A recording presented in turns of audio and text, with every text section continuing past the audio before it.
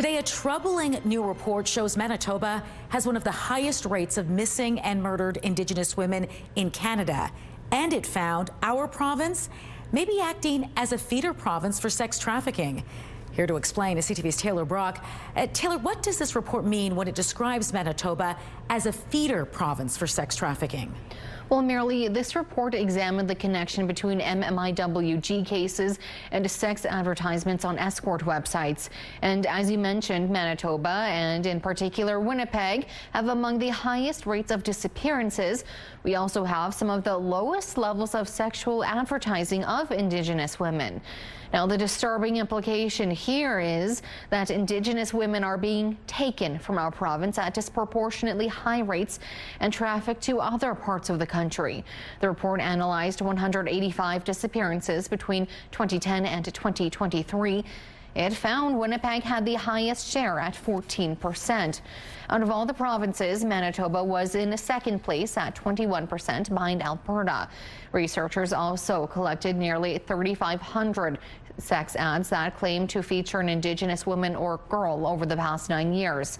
They found well over half were posted in Ontario, 1/5 were posted in BC, and slightly less than 1/5 were posted in Alberta. It's unfortunate that people have to leave their home community, be further at risk and vulnerable in urban areas, and they don't necessarily need to be leaving their community. If we had these services and supports available in community, and then what we would see is that our leadership would be able to protect their community members in a way that we currently can't. The report was written by data and research company Thomson Reuters. It's worth noting the authors point out some cases of missing women may be unconnected to sex trafficking, and some Indigenous women featured in a sex ad may never have been considered missing. However, they say the evidence suggests there is still a strong link between the two factors. So, Taylor, do they make any recommendations on how to address this issue? Yes, they do, Marilee. First and foremost, they say the country needs a national database for all missing Indigenous people, which they say would speed up investigations. They also say authorities need to combine the data of missing Indigenous women and sex ads to better understand trends and hopefully make it easier to bring people home.